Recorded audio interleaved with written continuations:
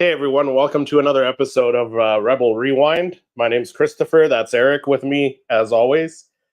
Eric, how you doing? We had a two episodes of The Acolyte last week.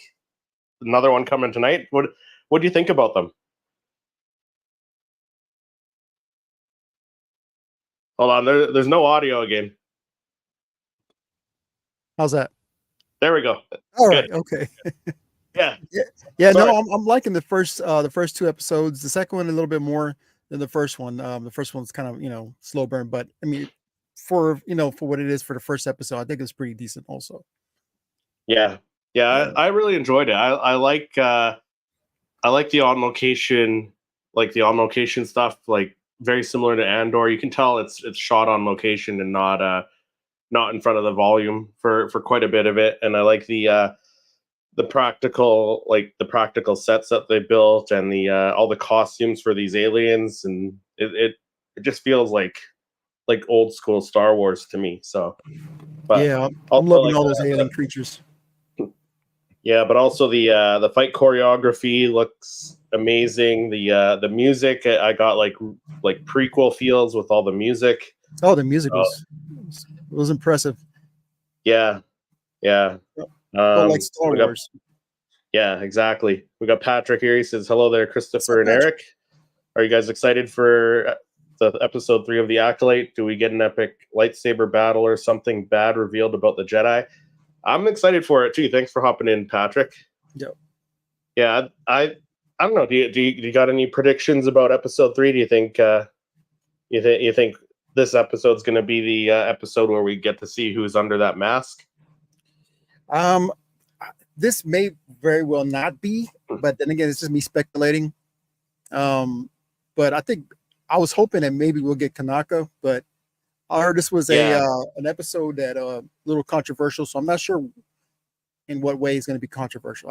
That's what they say. Yeah, that's what I've heard too, and we'll dive into that because we got an article about that here this evening as well. Yeah, no, I think this will be the episode with Kalmaka because judging by the stuff we got in all the trailers, it seems to make sense we would get Kalmaka in this episode because we ended the last one on that planet of Kafur, is it, or Kufar or something? Yeah, Kufar. So yeah, so we should pick up there, I would think, and then maybe we'll get the flashback of the witches and May and Osha as they were children and see what happens there. So yeah, I put a little questionnaire on my community tab if you guys want to answer that question. Do you think we're going to get the death of Kelnaka on this episode or not? So if you can do me a favor, hit that yes or no. What's your predictions on that?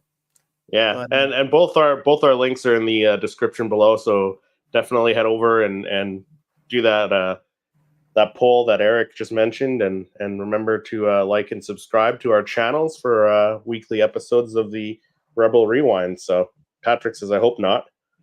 I know, but we already got 2 Jedi deaths already. Right? She's got 2 more to kill, so she's got Kalmaka and Master Soul. So yeah.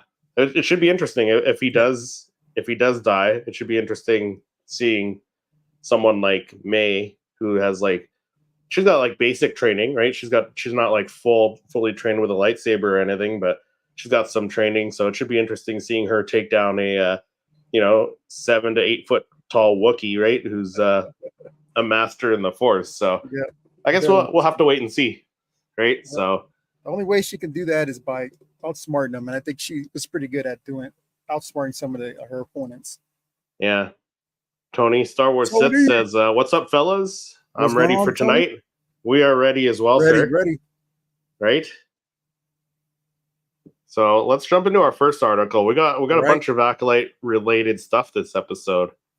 I mean, which makes sense, but let's jump into the first article we got tonight. So this was on Star Wars Newsnet, and just an update after the first 5 days of it being on Disney Plus there. So in the first 5 days, the first episode of the Acolyte, according to Variety, the pilot amassed 11.1 million views minus watched divided by the runtime. So, I'm sorry, minutes watched divided by the runtime of the episode. So over the first 5 days. So the number is the biggest Disney Plus premiere of the year, but it's still 3 million short of Ahsoka's number of last August. But it might just be because this is like a new era of Star Wars. People like it doesn't contain any characters that we know from any other era, so Yeah. that could be part of the lower numbers. But I think it said, yeah, right here. So the Acolyte shaping up to be the potential monster hit for Disney Plus, with the Star Wars series amassing 4.8 million watchers in for its 2 episodes within the first day. So for a first day premiere, it's Disney's biggest hit so far. But still, compared to Ahsoka overall so far for like the 5 day period, it's still 3 million behind. But I guess we'll see, right? And Yeah. like you and I were talking before the show, and we kind of mentioned it here. This next episode is supposed to be a little bit controversial. It's supposed to break Star Wars, some people are saying. But what do you think? What do you think of these numbers? Do you agree with it being a success from your point of view? No, I do agree. The fact that it's a pretty decent number of viewers on the first day, but at the same time, it's not as much as Ahsoka, which makes sense because these are unfamiliar characters, right? So Right. a little different time. So it's like, it's I think it's pretty decent for what it's doing for the show. I think the show is a good show, and it's very interesting. I think it's doing pretty good, and at the same time, it's not going to be Ahsoka series, because we all got Clone Wars, what I'm saying, and characters that we all love, and so I think for what it is and a show that's unfamiliar to anybody, I think it's doing pretty decent numbers. So that goes on sure. to my first story about the reviews, and I think we have to kind of get this started off on the wrong, kind of we got some bad reviews, in other words. Yeah. But there may be something behind that. So in spite of our favorable response from critics, The Acolytes is currently being reviewed bomb on sites such as Rotten Tomatoes and Metacritic. With the fandom divided in the aftermath of Star Wars The Last Jedi, The Acolyte showrunner Leslie Headland has proven especially controversial, and there's been a vocal backlash against Star Wars TV shows from part of the fandom. This has continued to be with the release of The Acolytes premiere on Disney Plus. The Acolytes has an audience record of just 32, and I just checked it today, and it's actually right now lower at 28% on Rotten Tomatoes. Oh, wow. Yeah. While the show has a user score of 4.1 on Metacritic, looking at the actual reviews, there's evidence of review bombing campaigns. Many appear to be AI generated, consisting only of basic plot hypnosis. There you go. Sorry. It's important to note that there are probably genuine criticism amid the review bombing, drowning out the campaign. But some critics have called out the pacing and dialogue problems, and those could well pose a problem for the members of the audience as well, resulting in negative reviews. Ironically, the review bombing campaign means real dissatisfaction is impossible to evaluate. While those who love Acolytes wind up in the defensive, it's a clear self-defeating strategy because it makes it easier to tune out any critics as part of the campaign. So it appears that some are purposefully trying to bomb the show, utilizing AI to generate false accounts and false reviews. So, yeah. I mean, at the same time, when you do these AI or these bombing campaigns, you're not letting the actual fans, actually say what their real criticism, because it gets drowned out.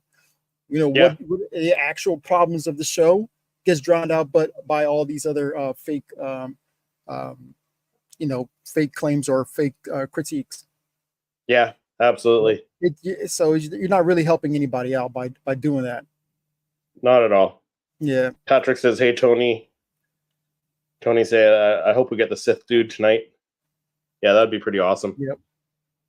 So what do you Yeah. think about that story, Chris? So yeah, no, that I get it. Like, because the same like it this toxic fandom, like Star Wars is like, if not the most toxic fandom, it's one of the most ones, if it's not the most toxic fandom. And you got these toxic fans that don't like the Last Jedi or whatever. They don't like the Disney Plus era and stuff. And you see them like they'll see anything that has to do with like Leslie Headland or the Acolyte or a new show coming out, and they just got to get in there and they make awful comments and sometimes hurtful comments, right? And like stuff that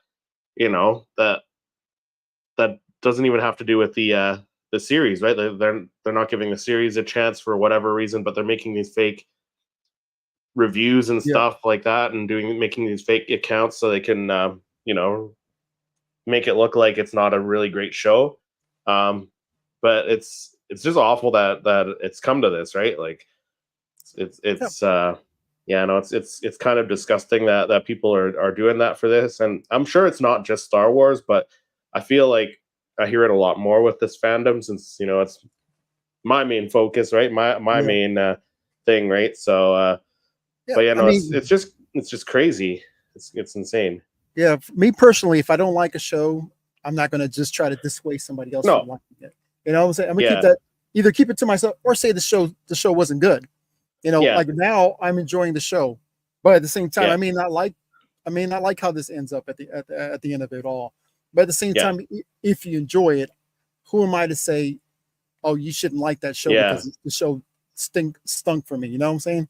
Yeah, yeah, and it's all subjective too, right? Like I might like one movie or show, and you might Yeah. like two different ones, right? And you might not like the same stuff as me, but it Yeah. doesn't mean we got to get like nasty in the comments and reviewing stuff and posting stuff about this stuff and making other fans, even other Exactly. people who haven't even seen Star Wars, they see these comments and they're like, okay, maybe I won't watch it, right? So it's kind Yep. of, in a way, it's kind of hurting Star Wars a little bit. But yeah, no, it's yeah, it's sad that people are doing this. And like give it a chance. At least give it a Yeah. chance. Give it a chance. Like Book of Boba, I enjoyed. There were some episodes and some stuff from it that I didn't agree with, I didn't like, but I still enjoyed it. So like, just give it a chance. Yep. So Exactly. yeah, those are my thoughts on that. But yeah, no, I think it's just gonna continue to happen, right? And Oh, it'll just I get guess, worse. I know it.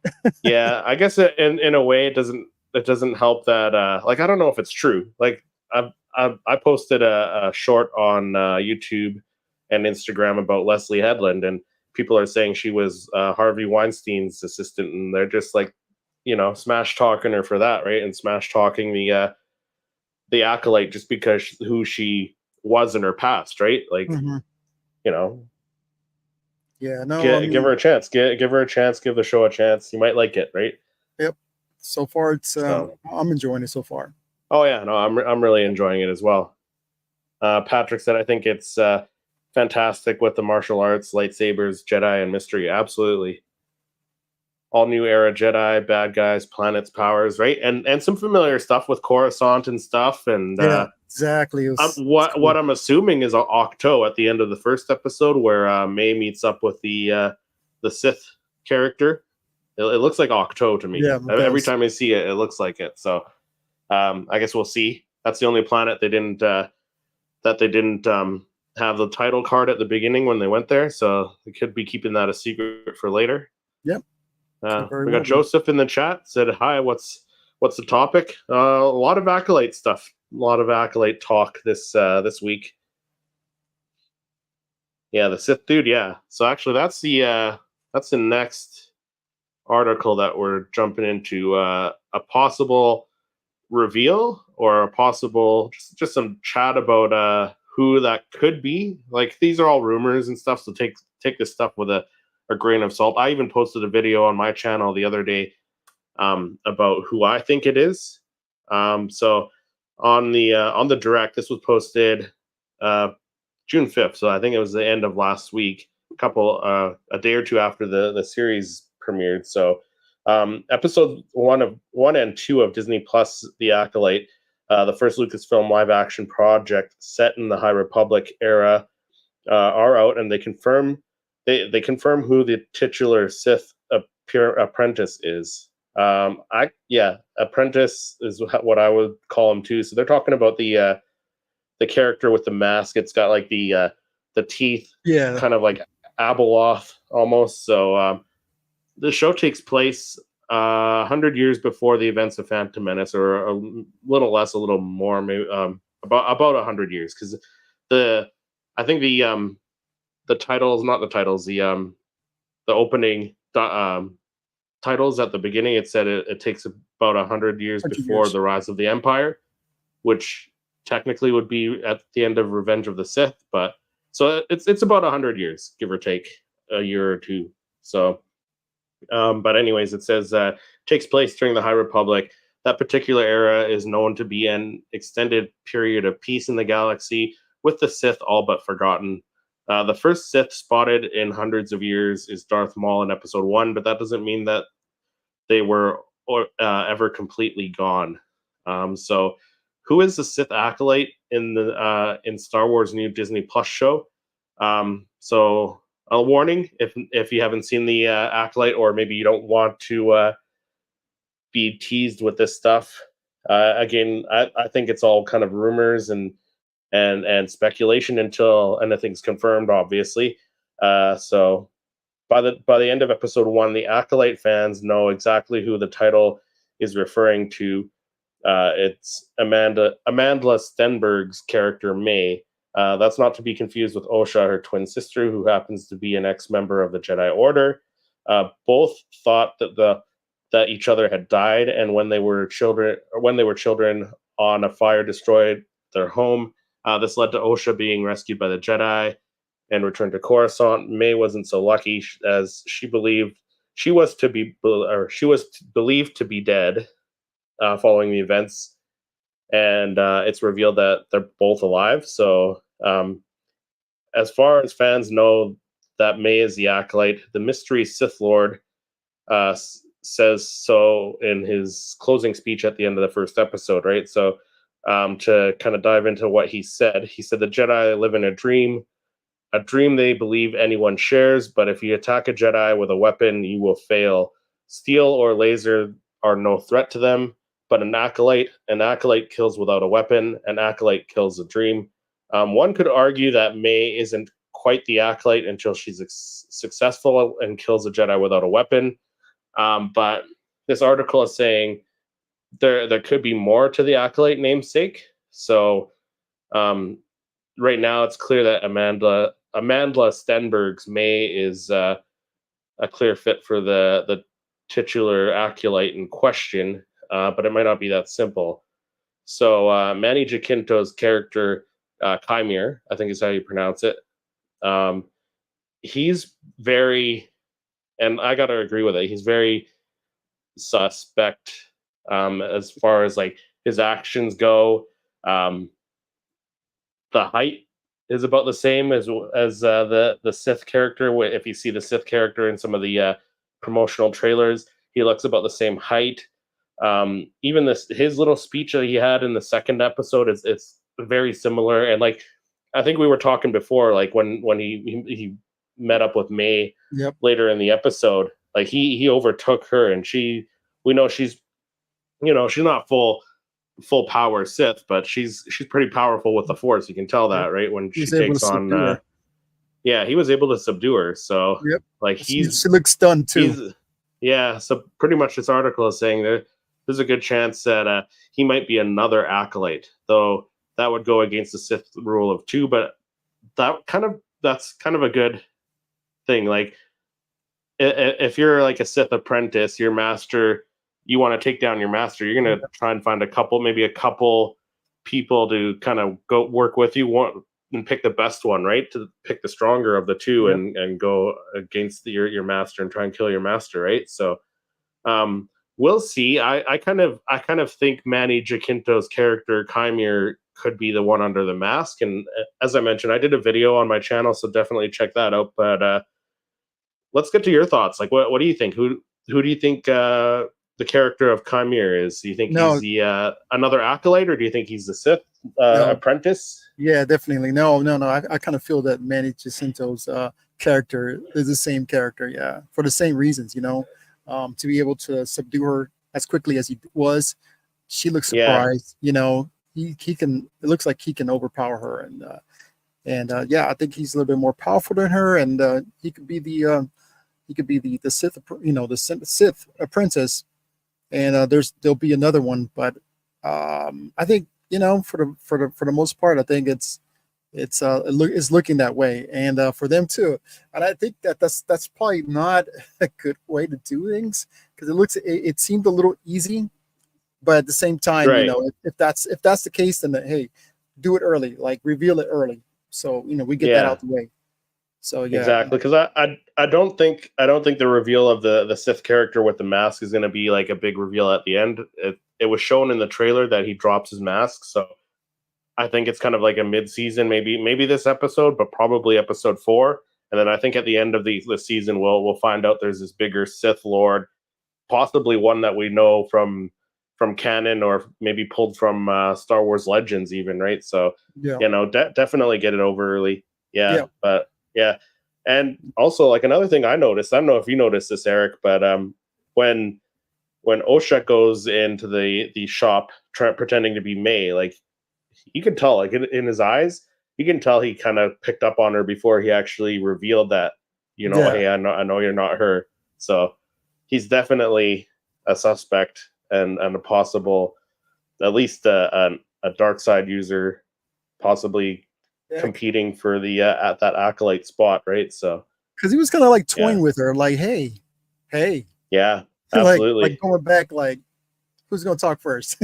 yeah, Yeah, exactly, no, and yeah, I like how they're not supposed to attack, right, a Jedi with a weapon, which is pretty cool. And that's why she kept on trying to take the lightsaber from her opponents.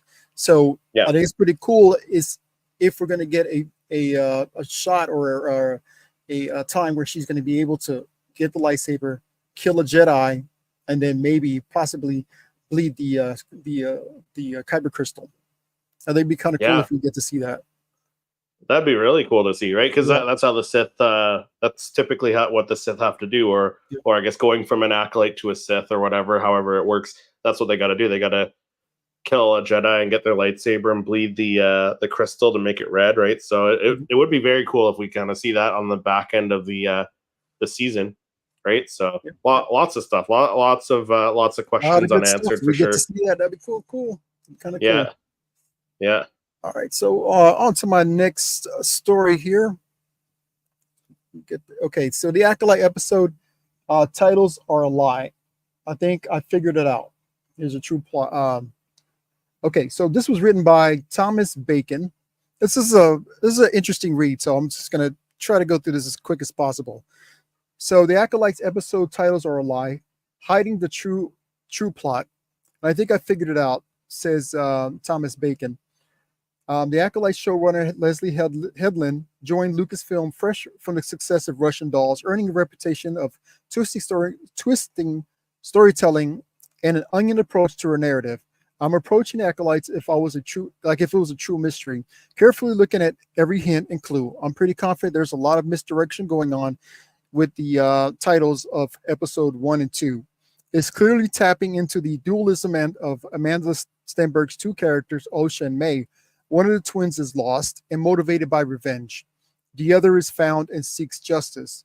Given May is an assassin, viewers can be forgiven for assuming that she's the one who is lost and can be lost and driven by revenge, while Osha is found by the Jedi and focused on justice. But I think that's a lie, and that these two should be flipped. Osha is the sole survivor of a mysterious tragedy that took place in her homeworld of Brendok some 16 years ago. While it's true she apparently saved by the Jedi, Osha really can't be thought of as found. She's a failed Padawan who left the Jedi after a decade because she couldn't find any comfort in the Jedi code. According to Soul, she was able to deal with her past, dealing with the considerable loss of, meaning she was considerably lost by the Jedi. When the Acolytes begin, she's pursuing the dangerous life of Mednek, scrambling across the spaceship hole in space. The Acolytes episode 2 strongly suggests that justice is not Osha's motivation. For all she's claimed otherwise, rewatching the episodes, I was struck by a moment in which Soul cautioned Osha over the dangers of revenge. Later, when she was attempting to fire on her sister, Osha's face twisted with rage. Osha is driven by a desire for vengeance, not justice. The clear implication is that Osha does not know the true story of what happened to Brendok some 16 years ago. Excuse me. But May does. The Jedi being targeted by May and Dara. The Jedi targeted by May, Indara, Soul, Kelnak, and Torben are responsible for this something horrendous that has been hidden from the Jedi Council for 16 years. May is not seeking revenge but justice. She is attempting to punish wrongdoers who are in a position of power. Her words would mean nothing if she spoke up against them, so she's working for justice in the only way she knows how. So it's pretty interesting, how it's actually, well, according to Thomas Bacon, that the roles are in reverse. So it's so it's not May that's looking for revenge; she's looking for justice, and Osha's looking for revenge for what happened to her family. Andrea says, "Hey friends, hey Andrea, is May under Force influence?" I mean, that'd be kind of cool if that was revealed. I mean, why not, right? Anything is possible. Anything's possible. Yeah. Patrick says, "Gotta go, fellas. Acolyte with with my daughter who likes it." All right, enjoy the show. We will talk to you. We'll talk about this evening's episode next week. We'll get into that. I don't know. Do you agree with the article? This Eric? makes a lot of sense. It makes a lot of sense. Yeah, I know. I was thinking that when you're reading it too. It does make a lot of sense. Yeah. It makes a ton of sense. Yeah, go ahead. Yeah, because Osha looks pissed off. Yeah. She keeps it kind of, but when things go, Yeah. And then she's keeps like it bottled up arguing with inside a little bit. Soul. She's like, "You're not my master," Yeah. And then it's almost like when they saw each other, they kind of flipped, like, because May kind of seemed like almost like she was kind of like lost. I don't know, just a look on her face. Yeah, like lost, right? Yeah, almost, right? Mm-hmm. So, but yeah, no, I think that this totally makes sense, absolutely, because like the titles of the show, the two episodes again, Lost and Found. I think because he was saying what the Osha was the one that was found, but I think it's the other way around. May is the one that they found out is still alive, and Osha is the one who's kind of getting lost. Yep. Simple, heading down this darker path, right? Yeah. And you definitely saw that she wanted revenge, right? Like she said, it's for justice, but no, you can tell she kind of went a little bit dark there. So, I mean, it could be interesting if by the end of the season, Osha's the one that kind of turned dark and is following the Sith apprentice, and it's May that turns light. Right? It could be a neat twist at the end. Nice little twist. Yeah. Andrea from Padawan Chronicles is hot take. I think her acting as May is stronger than for Osha. Some of Osha's lines fell a little flat in my opinion. Yeah, I mean I agree with that. The her lines as May are a little bit better. But I think that could be just part of the character, like who May is, right? Like she's no longer a Jedi. She's kind of been living away from the Jedi Order and all that stuff for what did she say, like 6 years, or was it 16 years, something like that? Yeah, right, like 6 years or something like that. She's been gone from the Order, so it could just be like part of her character, how this character was written. Who knows? But yeah, no, I definitely feel like May's lines are are stronger for sure. Do you agree with that? What Andrea said about the character of Osha Oh or no, May? no, I, you know, they both have good lines, and it's I'm like, they're both believable. So Yeah, yeah, either way, I like how same characters portraying these two totally different characters, just pulling it off yeah, pretty well. yeah. And it should be interesting if they end up going up even against each other, right? In a Yeah. duel. Oh wow. I wonder how they would do that, like with the CGI and stuff like Yeah, that. Be kind of yeah, interesting. yeah. Yeah. Absolutely, it would. Yeah, I guess we'll just have to wait and see.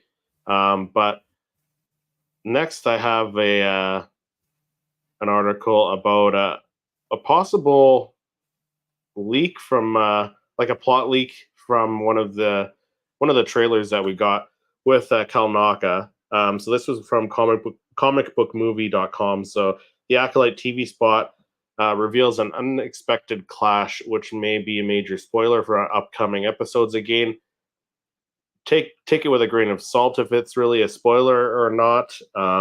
And until we actually see the episode and know what's going on, right? It's just speculation at the moment. So the first two episodes of The Acolyte hinted at several big mysteries in the galaxy far, far away, and it's apparent that the Star Wars TV series will keep fans coming back week to week in hope of learning more. Which that's exactly what it's done so far for me. Like after these first two episodes, it's established that May wants to kill four Jedi Masters for their role in separating her and Osha as children, as she's already dispatched Indara and Torbin. So she already killed them, and then she's got two other Jedi to kill after that. So she's got Soul and Kalnaka. Tanaka. Couldn't think of his name. Yeah. So yeah, basically the Master Torben took the bearish vow and was shown floating in the second episode, silent in a silent state of forced meditation for over a decade, before willingly drinking the poison May presented him with.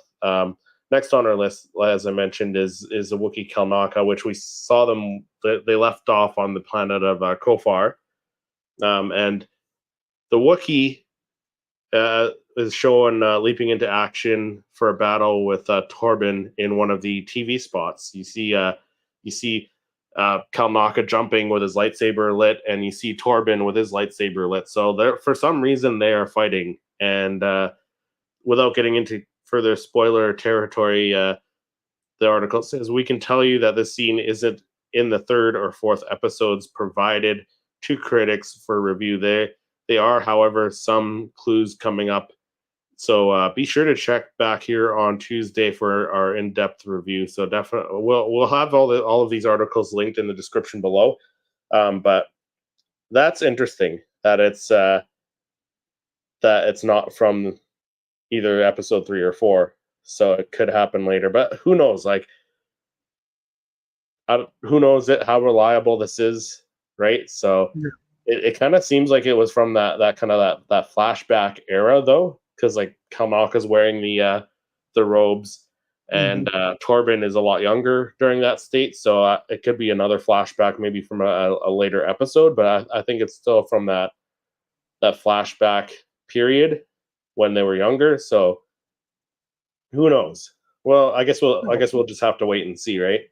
Makes you wonder what are they fighting about? What's the beef? Yeah. But what are your thoughts on this? Do you think we'll see this later, or do you think Lucasfilm kind of threw in this spoilery shot of Kalnaka versus Torben by mistake or something? You think this was intentional? What are your thoughts on this? Oh well, they do things intentionally. They don't. Yeah, Yeah, they'll do it for a reason. So no, it'll probably be like you said, maybe fifth, sixth episode, because the fourth episode was already released to some critics, so they was able to yeah, watch those. So it'll probably be like fifth, maybe sixth episode, fifth or sixth episode. So, but yeah, it makes you just kind of wonder, like, what did Kilnaka not agree with Torben's decision, and he was possibly trying to stop this horrendous thing from happening, or maybe they didn't see eye to eye or something. I have no earthly idea. Makes it very interesting though. Yeah. Yeah, I don't think they would have spoiled anything anything major though. Like coming from the later episodes in the series, I don't think they would have put a huge spoiler, right? Like, so yeah, it's the two Jedi fighting, but like I said, it seems like it's in that same flashback scene, maybe. So I don't I can't wait know to get to how the it'll play in, flashbacks. but yeah, I don't think they would intentionally spoil like a throw in a huge spoiler. Like it's only the two Jedi fighting. That's all we know that they fight, and we don't even know what it's all about. So Yeah. we'll just have to wait and see. Oh, I can't wait. No, I can't wait. Yeah, definitely. Probably be like in the 5th or 6th episode. Yeah. Yeah, So since this person absolutely. saw the 4th episode, and he said that wasn't part of it, so could very well Yeah, be. But on to my next story. This is something totally different. This is concerning the Knights of the Old Republic. Thought this was kind of interesting right here. So, few Star Wars video games has been beloved as the Knights of the Old Republic. The BioWare game first came out in 2003 and was an instant smash, taking place 4,000 years before the event of the Skywalker saga. The game took fans back to an era where there were thousands of Sith battling thousands of Jedi Knights. For years, there had been rumors that Knights of the Old Republic, KOTOR, becoming a film or possibly a Disney series, which during a press for the Acolyte, showrunner Leslie Headland mentioned that she'd love to tackle an adaptation, for Knights of the Old Republic, focused on one character in particular, Kriya from Knights of the Old Republic 2. Here's what she told Omelette via IGN. I've always wanted to explore a live-action version of Knights of the Old Republic game and Kriya's character. I think it would be a really interesting story to bring to life. So when will Lucasfilm finally adapt Knights of the Old Republic? The epic war between the Sith Empire and the Galactic Republic is one of the most frequently live action projects that requested, and Lucasfilm has teased the possibility of making it for years. But we genuinely believe that if and when Lucasfilm finally we have to wait and see if it ever happens. I think that's pretty interesting that Leslie Headland is interested in taking on this project. And I think this sounds like it's, if they were to do it, it'd be kind of pretty epic. yeah, absolutely. And this is a It's well-loved definitely game. yeah. Did you ever play it? No, I had never played it. Yes, yeah, I haven't played it. I'm in that same boat. I haven't played it either, but yeah, no, it's definitely one that a lot of fans are asking for. Like I know of the characters too. Like you got Darth Revan that came from Knights of the Old Republic, Malgus, Darth Darth Nihilus and stuff like that. So that would be great to see on TV. I think like the Acolyte is kind of like I can see why she chose the time period that she did for the Acolyte, but yeah, no, that it would definitely be cool to have this happen, and it would kind of make sense if they did it after they did the whole James Mangold Prime Jedi Prime or whatever that movie first, and then go a bit further, go to the right, and do this filler stuff, right? So, but either way, like the fact that we could get it, like this article is saying, that's pretty awesome. I'd be very excited to have a live action Knights of the Old Republic. Keanu Reeves keeps getting fan casted for it. Like he keeps like fans all want him to be Darth Revan, right? So it'd be pretty cool if he got the same treatment where he gets fan casted as right. So I think that would be I think that could be real. That could be really cool if Keanu Reeves gets fan casted as Darth Revan, similar to how Rosario Dawson did, right, with the Ahsoka. Yeah.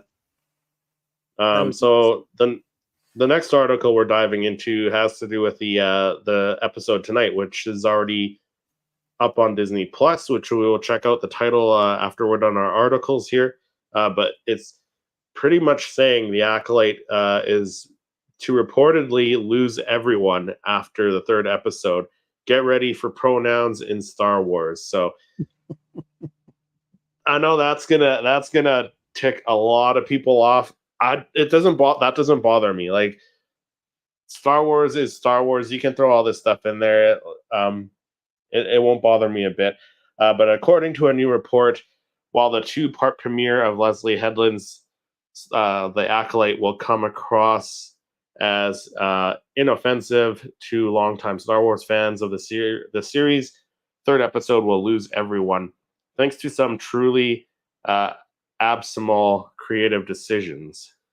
So the word of the Acolyte's forthcoming shark jumping was first raised to the public courtesy of noted film critic and film threat founder Chris Gore during a June 4th appearance on the Geek and Gamers new outlet's daily live stream. So here, if you click the link in the description, you can come here and you can actually watch their live stream. We won't play any of that right now. But in light of his having previewed the series' first 4 episodes, Gore was pressed by his fellow panelists, G&G founder Jeremy Griggs, and noted YouTube personalities Ryan Kinnell and the Critic Drinker, if he could offer any insight as to just what viewers could expect from the series. In turn, he unfortunately asserted the first 2 episodes are pretty basic. They get you into the story and the world. Episode 3, I'm warning you now, and this is a quote from him, it's going to completely lose everyone. They completely redefine what the Force is, detailed Gore. You're going to see 2 mothers conceive twins, a bunch of witches that are... it is basically the Jedi turned into cops and a child protective services, and it's like the CPS of the galaxy. Once again, reiterating, okay, episode 1 and 2, whatever, it's fine. Then the critic then revealed, but 3 and 4, get ready for pronouns in Star Wars. So, yeah. And then he added also, it's happening. I'm literally considering having a funeral for Star Wars. Literally, get everyone to dress up, wear dark glasses, give eulogies, play organ, church music in the background, because after episode 3 of The Acolyte, it will cause a lot of discussion. And I don't disagree. I'm sure if any of this stuff is true, which it could possibly be true, because if he did see the first 4 episodes, yeah, I'm sure there's going to be a lot of discussion over it. There's going to be a lot of backlash. Continuing in his criticisms of the series, Gore said, aside from the fact that the show is cheap looking for all the money spent, it looks cheap.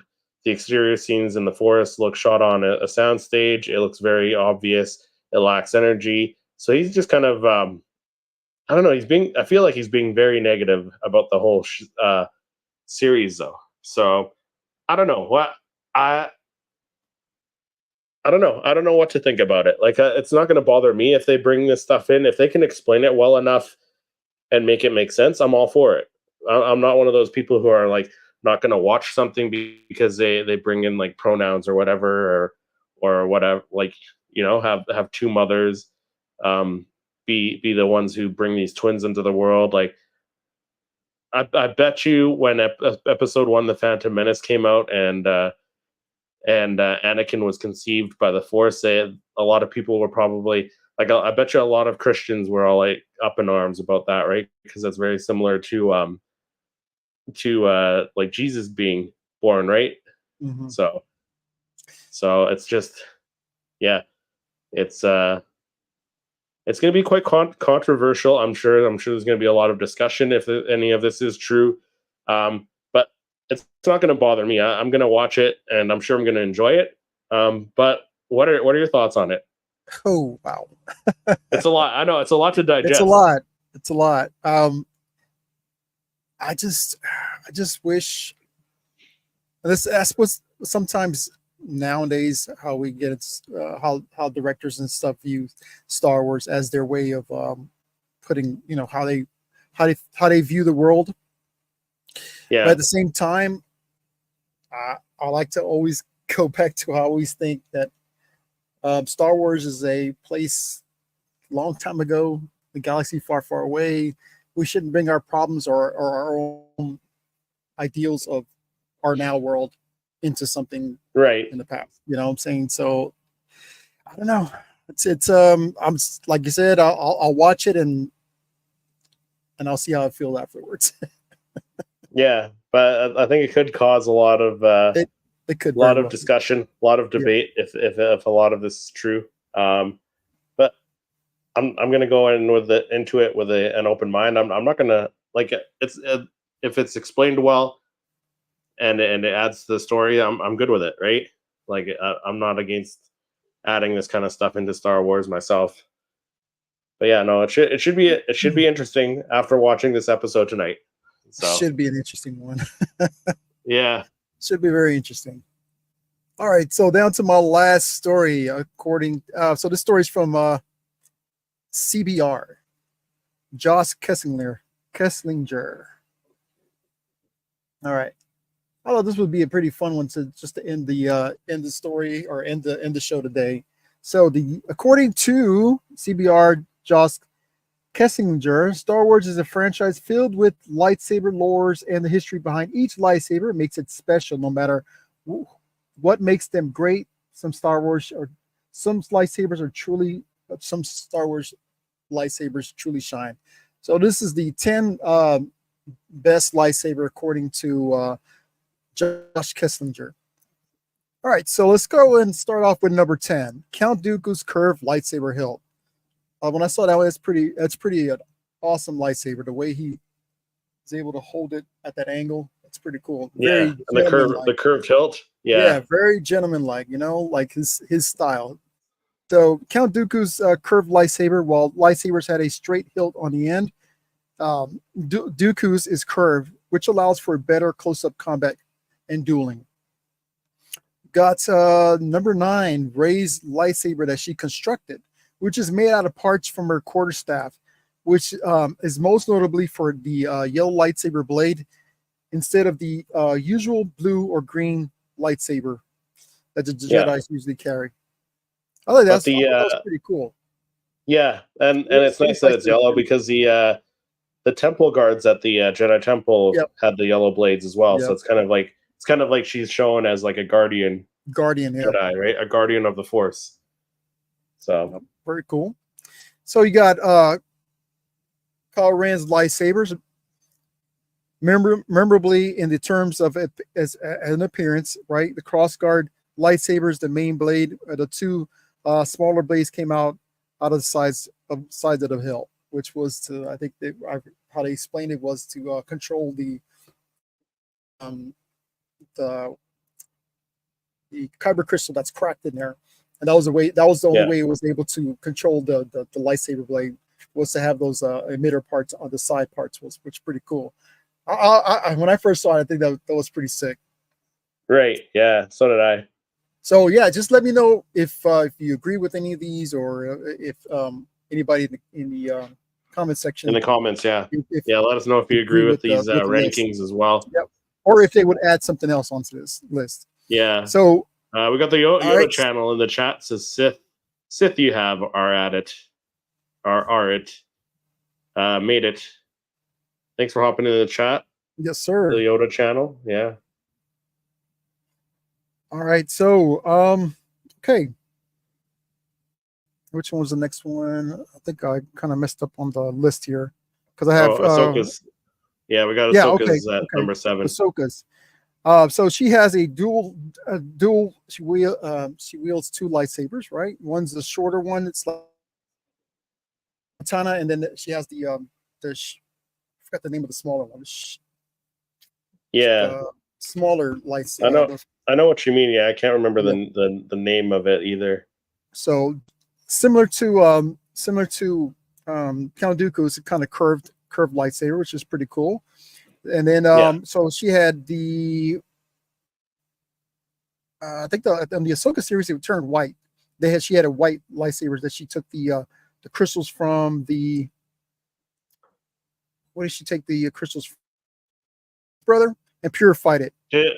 Yeah, she purified them. All right, so number 6 we have Kyoru from Star Wars Visions. She wields the most creative lightsaber in the franchise, the lightsaber parasol. I thought that was I thought something it was else. pretty cool, and Yeah, I thought that was pretty it cool. could be cool to see it in live action one day. That could be cool to see in live action. I don't know if I would have ranked it so high though. Like, yeah, it's different enough, but I think I would have ranked Kylo Ren's a little bit higher than this one. But that was this. Yeah, this is a very very unusual lightsaber. So, so just it also allows her to fly pretty much like a helicopter. Lightsaber used by the Inquisitors are dual-bladed lightsabers with the ring in the middle, where the hand grip is. Which hunting down the Jedi's, this lightsaber was not allowed for what? Not only allows for intimidation, an epic battle, but also absurdly awesome. The blades can be spinned around the middle ring. No characters in the Jedi wields a lightsaber quite like this. So, while most lightsabers in Star Wars is a single-bladed, the Darth Maul dual-bladed lightsaber with the red blades emitted from both ends. The Maul fighting style also attributes to his to this lightsaber. The lightsaber has is staple to this character. I thought when I saw the first time ever seeing the dual lightsaber from Maul, it's pretty epic. So yeah, absolutely. So one of the most recognizable lightsabers on all the Star Wars franchise belongs to Mace Windu. The purple lightsaber is the first character displayed a lightsaber with a purple blade. Number 2, dark saber. Most lightsabers in the Star Wars universe are known for their attachment to their users. The darksaber is famous for being on its own. It serves as the bridge between the Jedi and the Mandalorian, having been forged by Tar Vizsla. And also powerful characters who wielded this lightsaber was Darth Maul, Bo-Katan, Moff Gideon, and most recently Din Djarin. And number 1, there's no lightsaber well known in the galaxy than the Skywalker lightsaber. The lightsaber originally belonged to Anakin, arguably the most powerful Force user of all time, before it was given to his son Luke by Obi-Wan Kenobi, believed to be lost after the battle between Darth Vader and Cloud City.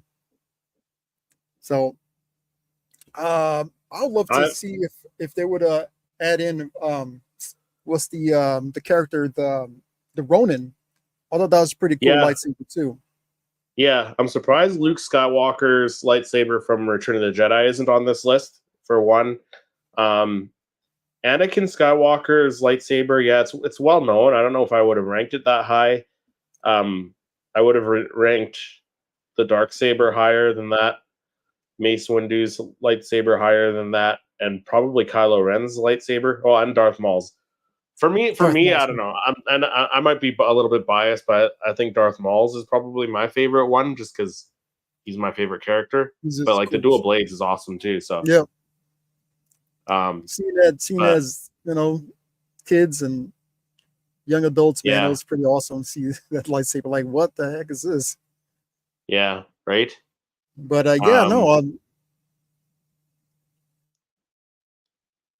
yeah, interesting ranking for sure. But let us know in the comments or in the chat if you agree with the ranking and how you would rank them. So yeah, Acolyte is out, the 3rd episode. Let's the title, if anyone is curious what the title of the 3rd episode is. I thought they were going to keep going with this this dual title, but they didn't with this one. They went Destiny for the 3rd title episode. On a mysterious planet, the tragic journey of the two sisters begins. So we'll see what happens. We'll see if any of the rumors are true about it. Could this be the flashback right here? Yeah, maybe. Yeah, we'll see if this really splits Star Wars even more, splits the fandom up even more, right? We'll see. So, any last minute predictions for the episode tonight? No, they're already. Man, this is going to be a difficult watch, but hey, I'll watch it. Yeah. Open-mindedly. See how this goes.